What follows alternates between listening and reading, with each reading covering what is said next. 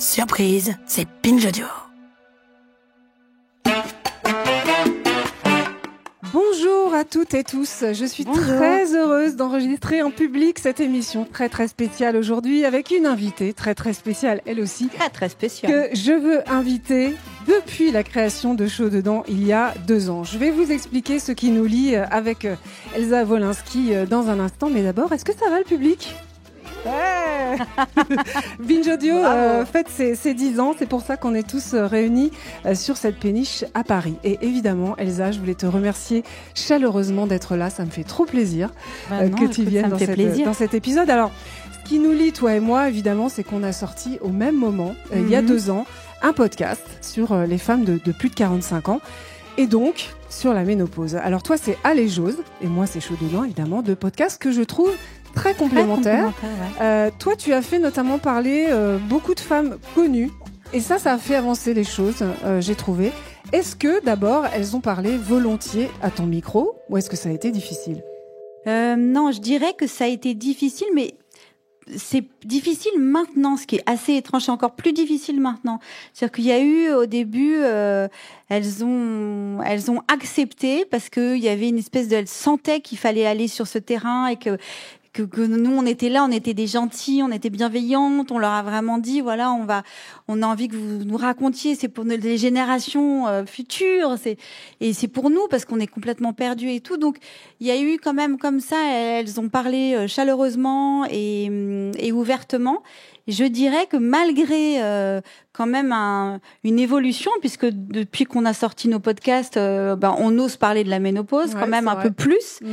Mais je m'attendais quand même à ce que plus de comédiennes par exemple, acceptent. Et alors là, sur ce terrain-là, mais pas du tout. Alors ça dépend, je pense, effectivement, du degré de notoriété puis du degré de contrôle sur l'image. Oui, enfin, c'est ce que tu as dû constater aussi. Ce que j'ai constaté, c'est qu'on est très en retard par rapport aux États-Unis, par exemple. Parce qu'aux États-Unis, elles osent en parler, elles en rigolent, elles ont même du pouvoir là-dessus. Alors que nous, moi, j'ai quand même eu des réponses de femmes dont je ne donnerai pas le nom, mais des réponses complètement dingues, du genre là justement, je suis à la pharmacie, je m'achète des serviettes hygiéniques à des femmes qui non, c'est pas possible. Non, c'est ça. Les femmes de 60 ans, par exemple. Ouais. Ça m'est arrivé aussi. Donc vraiment, non, mon chat me dit pas ça. C'est pas possible. Donc on sent qu'il y a quand même un gros malaise en France. Et je pense que ce malaise est lié à l'âge aussi. Est lié à la représentation que la société fait de la femme de 50 ans et de cette ménopause. Alors, on n'est qu'à de la râper pour ne rien cacher à nos auditrices et à nos auditeurs qui ne sont pas là avec nous. Je suis arrivée en métro, il y avait des affiches énormes sur le quai, bouffée de chaleur, sécheresse vaginale. J'avoue, j'étais pas prête. Je crois que c'est Naturalia qui fait ça. Donc, on a le sentiment quand même que c'est devenu un sujet de conversation plus lambda. Mais est-ce que pour autant, on en parle dans la sphère intime ? Est-ce qu'on en parle au boulot ? Est-ce qu'on en parle à son conjoint ? Est-ce qu'on en parle à quelqu'un qu'on rencontre pour la première fois ? Je ne suis pas sûre. Moi, je crois que c'est devenu un effet de mode. Que les marques s'en emparent, mais que c'est quand même ça reste encore compliqué pour les femmes d'aborder leur ménopause. Ça, j'en suis sûre. Et avec leur conjoint et en famille, oui, j'en suis sûre. Ouais. Et surtout au bureau. Bien sûr. Et c'est pas toujours facile d'assumer, même pour nous, je trouve. Cette semaine, je lisais justement dans le métro le bouquin de Thelma Linet, La ménopause si je veux. Alors c'est écrit en gros, énorme, le fond est jaune, la typo est rose fuchsia. Je sentais un peu les regards quand même. Ah ouais. Tu vois ? Alors moi, je m'en fous complètement. Moi, je le dis, je parle au taxi d'ailleurs. Je leur dis, oh j'ai chaud, je suis en pleine ménopause, et les mecs ils rigolent. Et en fait, à chaque fois, j'ai la même réponse. Ils me disent, mais racontez-moi. Donc finalement, les courses me coûtent beaucoup plus cher que prévu parce que je raconte ma ménopause aux mecs. Et alors, je sais pas si toi ça t'arrive aussi, mais ça crée une forme de solidarité. La glace fond immédiatement entre femmes lorsqu'on parle de ces sujets. Alors, il faut rappeler qu'il y a 500 000 femmes qui entrent dans le club, pas si fermé que ça, de la périménopause chaque année. Ça fait du monde, hein. Et moi, je me retrouve, depuis que je fais ce podcast, dans des soirées, des dîners, avec 10 femmes qui viennent me voir, qui ont trop envie de me parler de leur ménopause, en fait. Parce qu'elles n'en parlent jamais. Donc elles sont trop contentes d'avoir trouvé une interlocutrice. Et même parfois, j'ai envie de leur dire, j'aimerais bien parler d'autres choses de temps en temps. Mais trouver un interlocuteur pour en parler, ça, je sens qu'il y a voilà, il y a un vrai besoin. Est-ce que ça te le fait aussi? Oui, ça me fait ça. Mais ce qu'il faut dire, c'est qu'il y a 500 000 femmes qui au moment où on vous parle là, elles ont des symptômes de préménopause, mais elles ne savent pas ce que c'est, puisque il y a une errance médicale. Mais je sais que vous en parlerez après avec Thelma. Mais c'est ça le vrai problème. C'est pour ça qu'elles ont besoin de parler. Moi aussi, j'ai besoin de parler, de ma ménopause. Et tu as pas trouvé forcément une oreille médicale? Non, mais et même malgré mon podcast, et comme en plus j'ai une ménopause qui a beaucoup évolué, c'est-à-dire je suis pas du tout la même qu'il y a 2 ans. J'ai eu 77, enfin je sais pas eu combien de symptômes de dingue, et donc voilà, et j'ai des trous de mémoire aussi. Des petites absences. J'ai des bugs, j'ai des absences, vous venez de le voir. Donc ouais, non, voilà. Bon, bref.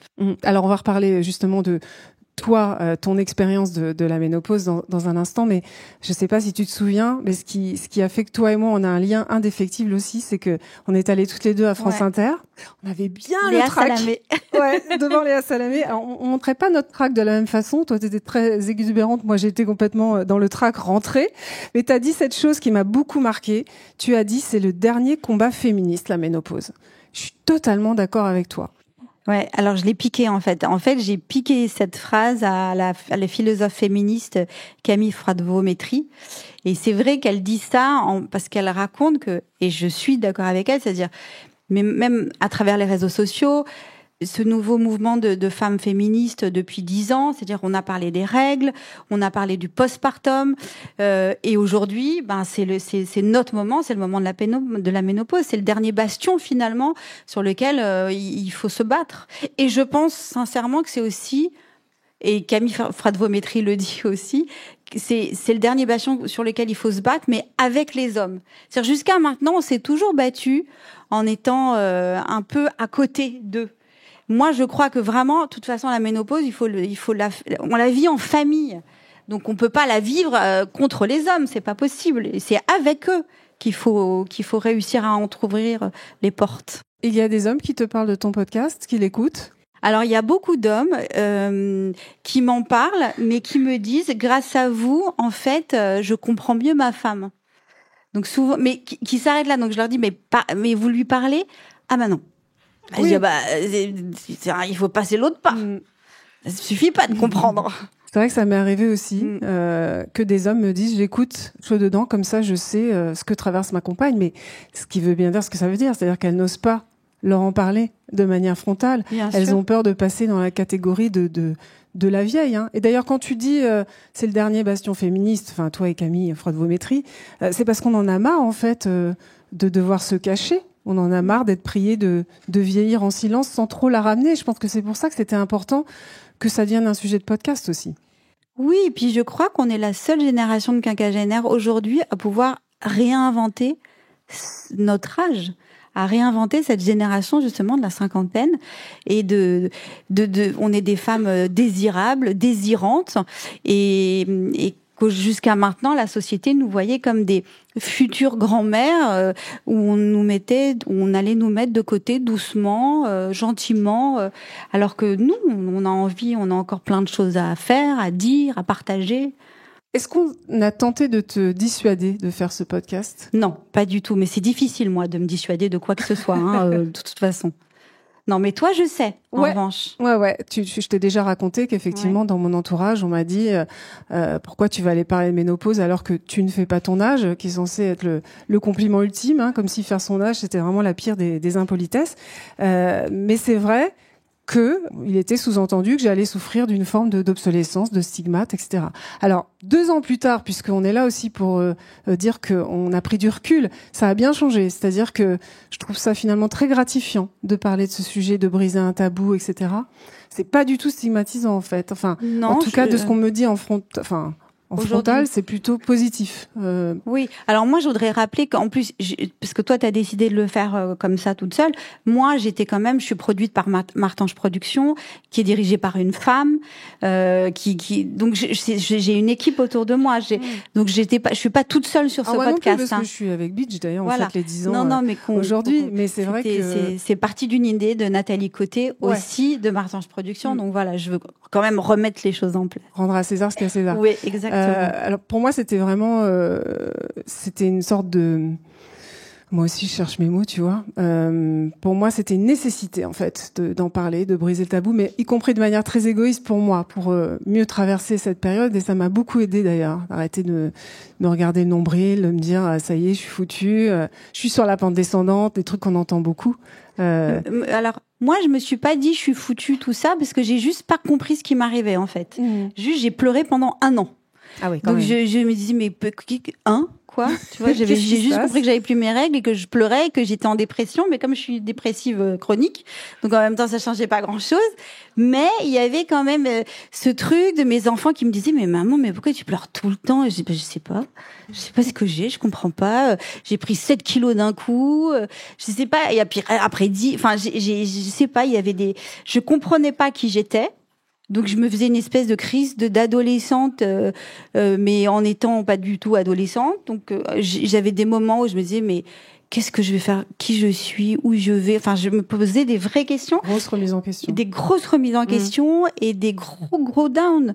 Et puis voilà, les bouffées de chaleur, les conjonctivites à gogo. Je vais pas vous donner mes 77 trucs que j'ai eu parce qu'on en a pendant 2 heures. Mais vraiment, j'ai pas arrêté d'avoir des symptômes et j'ai été perdue. Mais à quel âge ça? On parle de quel âge? En fait, moi, c'est un peu particulier. J'ai eu des accidents de vie, on va dire. Donc, en fait, ma mère est décédée d'un cancer. Donc, j'ai été vraiment auprès de ma mère pendant 6 ans. Donc, je pense que elle est décédée il y a 2 ans et demi. Donc, enfin, 3 ans maintenant. Donc, je pense que j'étais en préménopause pendant qu'elle était à l'hôpital et je n'ai pas... j'étais que sur elle, j'ai pas ressenti moi les symptômes. Et donc vraiment, j'ai eu la sensation d'être ménopausée du jour au lendemain parce que du jour au lendemain, j'ai fait attention à moi. Et là, je me suis dit mais qu'est-ce qui m'arrive? Je me suis pris une porte quoi. Je me retrouvais devant chez moi. Je me suis dit mais quel est mon code? Ensuite, je prenais mon téléphone, je disais mais quel est mon code de téléphone? Enfin, c'est comme ça que je suis allée. Et en fait, bon, je l'ai déjà raconté, mais je n'ai pas compris que j'étais ménopausée. Je me disais, pas possible, le temps n'est pas passé si vite. Parce que c'était quoi, t'avais quel âge? J'avais, je sais pas, j'ai 51 ans. C'était il y a 2 ans. C'était il y a 2 ans. Ouais, j'avais 49. Ouais. Et en fait, c'est en allant chez l'ophtalmo, parce que j'avais des conjonctivites à répétition, et j'arrêtais, je lui parlais, je lui racontais ma vie, j'étais de mauvaise humeur, j'avais chaud, et il m'a dit, mais écoutez, je veux pas être, mais vous avez les mêmes symptômes que ma femme, qui est ménopausée. Et j'ai dit, bah, du tout. Et il m'a dit, prenez quand même rendez-vous chez votre gynéco, on sait jamais. Et en fait, c'est comme ça que je me suis, et là, j'ai pris un mur. Honnêtement. T'as pris un mur à l'annonce? Oui, parce que moi, bêtement, d'abord, j'avais pas vu le temps passer, que je me disais, je ferais bien encore des enfants, même si j'ai pas de mec, mais 3 chats. Donc, je sais pas, j'étais dans l'idée que la vie allait peut-être continuer, tout ça. Et là, tout d'un coup, je me suis dit, ok, je peux plus faire de bébé. Donc, j'ai eu cette première réaction qui a été un peu, donc je passais mon dimanche à regarder les familles en disant, oh là là, waouh. La chance. Ouais. Et ouais, j'étais comme ça. Alors, je me suis pas du tout dit. Alors qu'après, quand j'ai interviewé des femmes, toutes les personnalités que j'ai interviewées, elles m'ont dit non, mais c'était génial, on n'avait plus nos règles, on s'en fichait de plus faire d'enfants. Tu l'as pas vécu comme ça, quoi. Comme non, une libération. Moi, je l'ai vécu un peu en me disant merde, c'est fini, quoi. Ouais. La libération, elle est venue après. Ça peut être une libération, on peut le dire aux femmes qui sont plus jeunes et qui sont là dans le public. C'est aussi, alors c'est un moment qui peut être compliqué, mais c'est aussi un moment de grande libération. On n'a plus de règles, on n'a plus à se préoccuper de la contraception. C'est vrai. Donc il y a aussi des aspects très positifs parce que on parle souvent de la ménopause comme quelque chose d'affreux, avec justement la liste des 77 symptômes dont tu parles. D'ailleurs, j'aime pas trop parler de symptômes, je trouve que ça fait maladie, mais c'est vrai que c'est ça qu'on dit. Oui, c'est vrai. Alors que ça peut être quand même le moment de se recentrer un peu sur soi aussi. Tu disais, c'est le moment où j'ai commencé à m'écouter. D'ailleurs, Valérie Trierweiler, pardon, je t'ai coupé la parole, mais Valérie Trierweiler, elle racontait que les femmes après, qui étaient en ménopause, elles faisaient tellement l'amour qu'elles oubliaient de se protéger, parce qu'il y a aussi ça, c'est que finalement, on baisse tellement que on oublie de mettre des capotes, de dire aux mecs mettez des capotes. Donc il y a plus de maladies vénériennes maintenant. Ah ouais. Tu vois, c'est marrant ce que tu dis, ça brise un cliché sur la femme ménopausée qui baisse plus en fait. Ah non, la femme ménopausée baise. Je vous le dis. Alors ça dépend, hein. Il y a la team baise et la team pas baise. Mais effectivement, en tout cas, ça fait un pas de porte au désir, comme tu disais. Et elle va en boîte de nuit. Moi, je vais en boîte tous les jeudis soirs. Yes. Voilà. Alors, tu as interviewé des femmes très connues. Par exemple, Marie-Agnès Gillot, Valérie Trierweiler, tu en as parlé, Sophie Fontanelle, Carla Bruni. Alors elle t'a dit qu'elle avait arrêté de manger. Ça a fait du bruit cette histoire. Ça a fait un petit peu de bruit, ça a sûrement été sorti de son contexte. Mais qu'elle avait tellement peur de perdre du poids, de prendre du poids, pardon. Qu'elle avait, elle mangeait quasiment presque plus rien. Oui, c'est vrai, elle a dit ça, mais en même temps, d'abord, les femmes qui osent parler, déjà à la base, je trouve que c'est respect total parce que tout le monde n'ose pas le faire. Donc elle, Carla Bruni, elle a osé parler de manière intime et c'est vrai qu'elle a dit qu'elle faisait attention à ce qu'elle mangeait et qu'elle mangeait 1 fois par jour. Bon, moi je mange 10 fois par jour, elle mange 1 fois, chacun son truc. C'est vrai, mais en même temps, Carla Bruni, c'est quelqu'un qui fait hyper attention à son image. Enfin, on va pas s'attendre à autre chose. Quand on la regarde, elle a toujours été mannequin, elle est sur elle, quoi. Donc évidemment que c'est choquant de dire ça, évidemment qu'on conseille à personne de manger 1 fois par jour. Mais en même temps, pour quelqu'un qui fait très attention à soi et qui est mannequin, j'étais pas non plus hyper choquée. Bon, c'est vrai que ça a fait du bad buzz, mais que c'était un peu sorti de son contexte. Puis c'est lié au personnage aussi. Oui, c'est très lié au personnage. Est-ce qu'il y en a une de tes invités qui t'a touchée particulièrement? Je te l'ai dit tout à l'heure. Ouais. J'ai un bug encore, deuxième bug. Camille Freud-Vaumétry. Oui, Camille Freud-Vaumétry, j'ai vraiment beaucoup aimé son discours parce qu'il est la philosophe féministe, parce qu'elle a osé parler aussi des troubles alimentaires, du fait qu'on se sent mal dans sa peau, du fait que malgré tout, en fait, on nous demande toute notre vie, nous en tant que femmes, d'être jolie, d'être mince, de se tenir bien, de rentrer son ventre, de faire des trucs. Donc il y a un moment, on se dit à 40 ans, on va peut-être nous foutre la paix. Pas du tout. Il y a des injonctions encore plus à 50 ans. Alors il faut être en forme, il faut être travailleuse, il faut être encore plus que plus, quoi. Donc j'ai beaucoup aimé son discours. Non, il y avait Michel Bernier, j'ai beaucoup aimé son discours parce qu'elle parlait aussi d'une certaine solitude. C'est vrai que les mecs peuvent se barrer aussi pour être avec des filles plus jeunes. Donc c'était joli ce qu'elle racontait parce qu'il y a ça aussi quand même. Moi j'ai plein de copines d'ailleurs je n'ai que ça. En fait, je n'ai que des copines célibataires ou qui sont divorcées parce que la plupart des mecs se sont cassés. Bon, voilà, pour être avec des filles plus jeunes. Donc il y a ça, et puis il y a eu Sophie Fontanelle qui a parlé de son viol, qui a parlé aussi du slow sex, de cette manière où finalement aussi quand on vieillit, on peut aimer différemment, on peut aimer l'autre différemment, on peut s'aimer aussi différemment. Elles ont dit des choses qu'elles n'avaient jamais dites. Je pense que Sophie Fontanelle n'a pas beaucoup parlé de son agression sexuelle. Je pense que je sais pas ce que t'en penses, mais le cadre du podcast, le fait de parler de choses intimes, ça fait sortir des choses immédiatement. Je trouve que ça brise une forme de glace entre les invités et nous.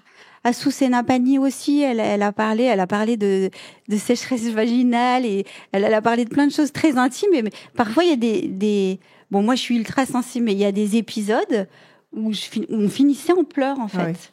On était toutes comme ça là, à se regarder, puis parce qu'on avait évoqué des choses tellement intimes. Donc moi en même temps j'étais comme ça à l'écoute, et puis elle se rendait compte qu'elle se livrait. C'était très beau. Tu parlais tout à l'heure de Valérie Trierweiler. J'ai trouvé que c'était un épisode très réussi. Elle est venue aussi chez moi. J'ai trouvé très touchante parce que elle aussi, elle s'est fait quitter à la cinquantaine en pleine ménopause. Voilà. Et puis on l'a virée de son boulot. De son boulot à Paris Match. Et puis elle était aussi première dame, à l'époque. Donc très très compliqué. Mais elle parlait aussi, puisqu'on abordait les choses un peu positives, de larguer des valises à la cinquantaine.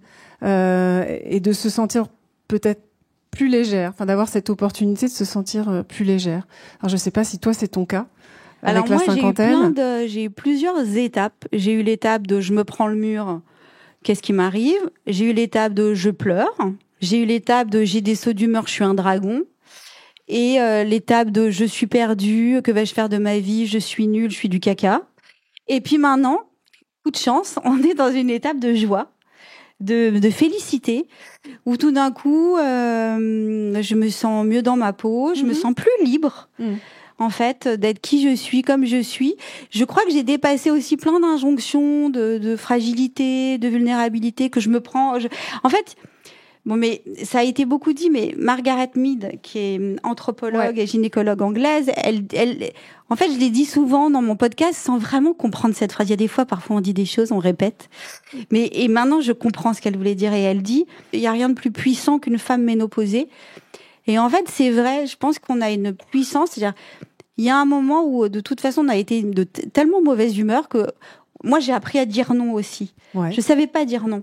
Je savais pas mettre des limites. Donc, cette ménopause, elle m'a permis aussi de dire non, de mettre des limites, de me dire, mais j'ai plus envie qu'on me parle mal, que ce soit les hommes ou les femmes. J'ai plus envie qu'on me traite mal, que ça soit dans ma sphère privée ou dans ma sphère professionnelle. Ça m'a donné de la force, en fait. Ce qu'on appelle un peu le privilège de l'âge, quoi. Ouais, je crois. Et est-ce que tu te sens davantage détaché du regard des autres? Moi, je sais que c'est quelque chose que j'ai senti. Alors moi, je m'en fous complètement du regard des autres. De ce que vont penser tel ou tel. Ouais. Ça, et pourtant, je me sens, parce que j'ai mon regard à moi qui est déjà tellement dur envers moi-même que de toute façon, j'ai même pas besoin du regard des autres pour me juger. Je me juge déjà très, très mal. Est-ce que tu as peur de vieillir? Non, pas du tout. Ça devient divan un peu cette. Ouais, non, mais j'ai pas peur de vieillir. Je vais dire un truc un peu dur, mais j'ai bizarrement pas peur de vieillir parce que j'ai déjà touché la mort du doigt à 2 reprises. D'abord parce que mon père est mort dans les attentats, mais vraiment avec ma mère parce que je l'ai vraiment, j'ai été avec elle jusqu'au bout du bout, et donc j'ai eu cette sensation de toucher la mort du doigt, et donc comme si j'étais déjà morte en fait, et donc j'ai ce privilège d'être encore là. Je sais pas, c'est un peu bizarre ce que je raconte, mais non, pas du tout. Effectivement, souvent, on me dit qu'à cet âge-là, on se rend compte que c'est un privilège de vieillir en fait, hein. Quelque chose qui fait très peur quand on est plus jeune. En fin de compte, on se dit que vieillir, c'est une chance. C'est un plus, Et ça, c'est effectivement, je pense, le privilège de l'âge. Alors, il y a sûrement des choses qui t'ont énervé depuis que tu parles de ce thème en public, et notamment le peu d'informations qu'ont les femmes. Moi, on me pose encore beaucoup de questions sur le traitement, par exemple. Alors Claire, si j'ai tel ou tel truc bizarre qui m'arrive, des migraines, des douleurs articulaires, est-ce que c'est la ménopause? Voilà. On se rend compte qu'il y a encore un déficit d'information qui est incroyable. C'est vrai que même malgré le podcast que j'ai pu faire pendant 2 ans, je trouve qu'il y a une errance médicale telle que j'ai, moi, encore plein de questions, en fait. Alors, c'est ça qu'on essaye de faire, nous, c'est aussi libérer la parole et sensibiliser les médecins sur la formation qu'il est urgent d'avoir pour pouvoir répondre aux questions des femmes, parce qu'elles en ont encore énormément. Alors, il y a Stéphanie Rist aussi qui a fait un gros travail là-dessus, qui est députée et qui a rendu je sais pas comment on dit, un rapport parlementaire, qui a rendu un gros rapport sur la ménopause. Et j'espère. Mais par exemple, elle disait dans ce rapport que il y a un rendez-vous médical à 45 ans chez le médecin généraliste qui est gratuit, et qu'il fallait utiliser ce rendez-vous à 45 ans pour parler ménopause, parce que c'est vrai qu'aujourd'hui, moi j'ai regardé, Amélie, l'assurance maladie, ce rendez-vous il existe pour les hommes et pour les femmes. On parle de santé cardiovasculaire, on parle de santé des os, on parle pas de ménopause. On parle pas de ménopause, c'est quand même fou. C'est ça aussi qui fait que parfois il y a des femmes qui découvrent à 45 ans que elles vont rentrer en périménopause. So what? Voilà, si on a l'information, ça passe quand même mieux. Donc on est là pour il y a encore de quoi être énervé, moi je trouve. Être énervé, je sais pas, mais en tout cas, Bon, ok, d'accord.